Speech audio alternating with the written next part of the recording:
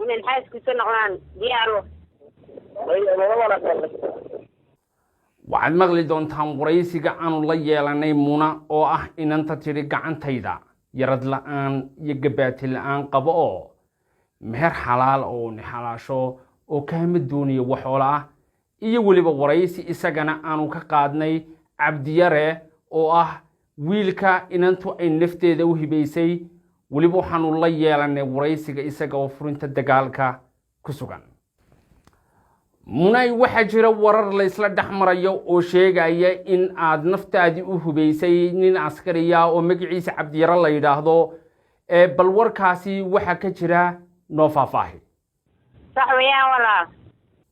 Munay sidee ayuu kuugu dhashay fikirka ah in aad naftaada u hibayso askari kamida askartii geesiyaashaha ee u dagaalamay dawlad deegaanka si ay cadowga uga dhiciyaan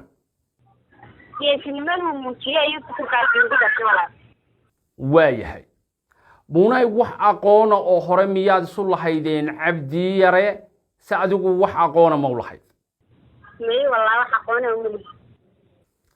marka xagee ayaad ka heshay sawirka Cabdiyare hadaydan aqoon ba isu lahayn ama magaciisa baraha bulshada ma ka helay Munay marka laga hadlayo ciidamada dawlad deegaanka waxay muujiyeen geesinimo ruuxantii aad iyo aad u weyn waxaana ay jabiyeen cadowgii oo dhirbaaxa ay ku dhufteen haddaba waa farabadnaayeen ciidamada halkaasi ku dagaalamay ee naftooda u huray in ay dadka cadowga ka difaacaan maxaad ku soo xulatay Cabdiyare sidee ayaad ku dooqatay sidee ayaad isaga kaliya uga la dhaxbaxday ciidankii faraha badnaa ee halgamayaasha ee dagaalamay geesinimadu ciidankiisa yiri dib u joojiyay ana biimadaas ku qarxinaye waayahay naftayda ana biimeynay bal Munay markan waxaad nooga warantaa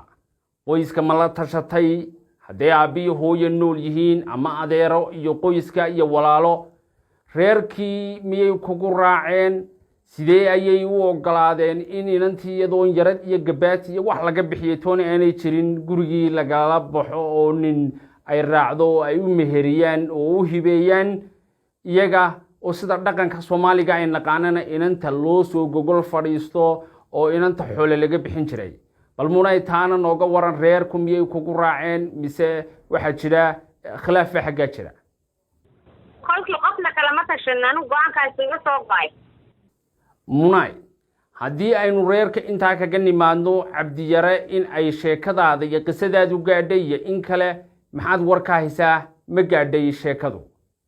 cabdi way gaadhay baa la yidhi isna waan ku faraxsanay yidhi annaga iyo familkayga oo dhan way ku faraxsan yihiin waayahay ugu dambeyntii saacadda laga bilaabo waxaad diyaar u tihiin inaad qoys wada noqotaan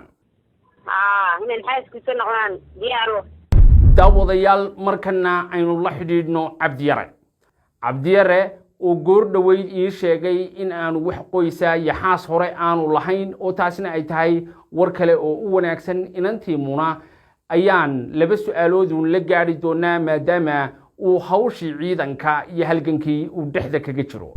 ugu horeyntii Cabdiyare ay weydiino Cabdiyare warka Muna ma ku soo gaaray warka Muna soo gaaray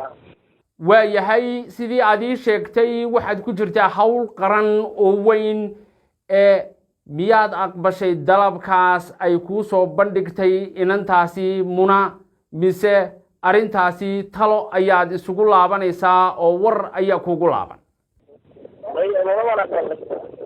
aad iyo aad ayaad u mahadsan tahay Cabdiyare daawadayaal sida aad wada maqlaysaan Cabdiyarena waa aqbalay reerkaasna insha Allah taala waxaan rajaynaynaa inuu dhawaan dhismi doono oo dhaqmi doono